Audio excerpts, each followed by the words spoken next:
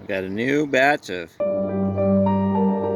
flowers, and these ones were dry this morning. The other ones got irrigated, so there might be a difference. Okay, I'm gonna try this. Let's see here. Sorry about that. I'm gonna just take one or two and see if I can break the stigma out of these ones. And again, they don't want to break. Well, that's weird. I get the giants. The stigma will usually break out of them, and these ones are just rubbery. They did not take their blue pill, apparently. Here's a blossom that is starting to open. I don't think it's shedding pollen yet. Probably tomorrow would be the ideal time to pollinate this. Today would be a good day to strip all the anther cones, the yellow parts that will shed pollen. We'll strip those off to prevent a self-pollination, and then we can add the pollen that we want to add to the stigma. This can be done by hand, though. I just want to demonstrate that it can be done by hand, just pulling off these anther cones around the stigma. You don't want to damage the stigma, though. The stigma is the little green part on the inside of all this mess of anther cones. Not really seeing. Oh, there it is. Okay. I'll try to get some more with my fingers here just to show you that it's possible. There's a little bit there. I'm just gonna go around and then you start to see that little bit of green tomato on the inside, which right down there's a little bit of that green tomato that you can see. The baby tomato, it has not gotten fertilized yet, though. So I'm gonna use the tweezers actually to. Now this might almost have to be more careful with the tweezers because they're even more harsh than my fingers as far as damaging the stigma, possibly. Alright. Okay, so that's that. I mean, that part's not necessary unless you want a controlled cross. Now the next part, though, is the part we really want to see. One last bit here. It can be hard to do this. Watch me. This is exactly how it always goes. Like, there's one little bit that just doesn't want to get moved away, and I'm probably doing some slight damage to the tomato. There's one last little bit there. Not perfect, but good enough. Okay, so now I should probably do this in 2 shots. I think we're gonna go with that one instead. Should be opening tomorrow. Hey, wait, this is a tomato video. All right. What do you want, bud? I can't hear you. Come here. All right, we got a few good men and a few not so good men. Joel, where you at, bud? I can't hear you. What are you saying? I really can't hear you, Joe. Come over here, please. Okay, so, oh, wow, there's a really big spider, like right over here. It was almost crawled on me. Hard, look, there you go. Alright, so I'm pretty confident I can get the stigma to break out of these giant ones. Although, you know what, I can. You know what, I'm gonna be wrong. Well, I can, but it's still really more floppy than it usually is. So I've broken the little green stigma out of the middle of that, and there's a reason why I'm doing that. And you'll see in just a second. Hey, hi, You want to be in the video? You want to help break these stigmas out?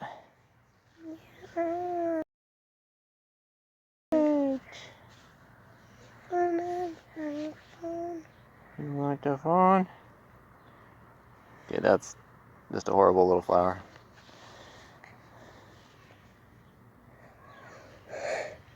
Okay, here's one where right in the center. I'm just kind of using my big dirty fingernail to.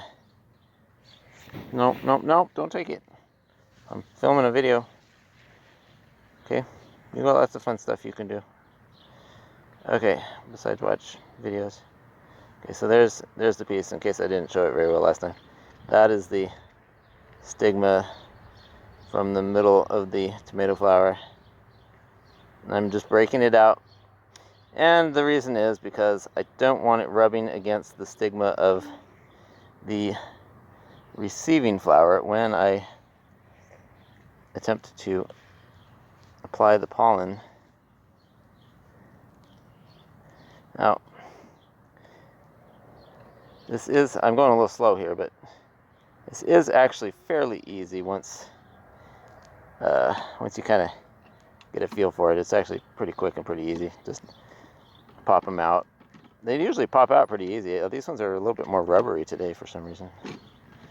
Don't know why that is. I did water everything really heavily last night, but I just don't have any clue why that is. Every day is like a new mystery. I come up with something I don't know, some new observation that just does not have an answer. I've never even observed this before. They always seem to have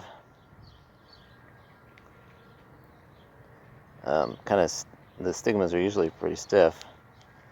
Now that might have been a cherry tomato, and that might be why this one's even more rubbery. Even the cherry tomatoes, usually I can get the stigma to break out of them, but none of them today. They're all just rubbery. Okay, well, they are no longer hermaphrodites. Is that the right word? They're officially male flowers now. They've lost their female parts. Okay, let's go pollinate. Well, that's the flower I'm gonna try to pollinate. It's gonna be a terrible video, but off to a good start. Okay, so I'm pretty sure this is a good donor. He looks pretty healthy. I'm just gonna, now that there's no stigma, these anther parts, the yellow anther parts are actually very soft. They're, easily, well, you wouldn't normally want to touch the stigma, but these anther parts are very soft.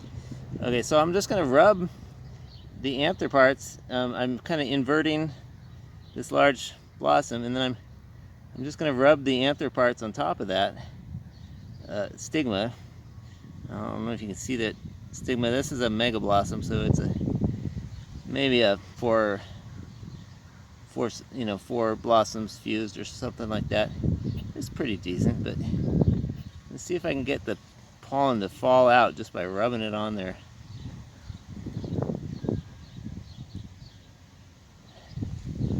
Now, see, I don't know if it did fall out or not.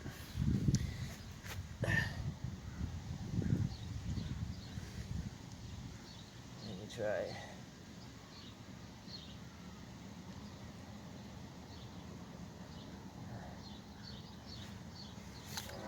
try. I'm gonna try a couple more of these ones that look healthy and see if I can notice any pollen falling out.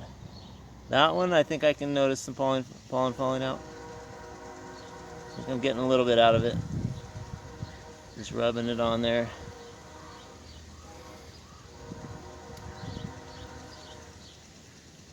Okay, I hope you can see what I'm doing, but all right, well, anyways, that's the no toothbrush method. Now, I want to go back to the toothbrush method. Then I can for sure see pollen falling out. So, you know, that's interesting. I mean, the toothbrush method is going to be superior. Because I just saw a bunch of pollen fall out. And that was pollen that did not fall out when I was simply rubbing it on. So, and again, I can see pollen blowing out of that one using the toothbrush. So I'd say the toothbrush is a superior method. But if you didn't have a toothbrush, you could just rub it on manually. Maybe you guys will think of a new idea for how to get this to work. What? I'm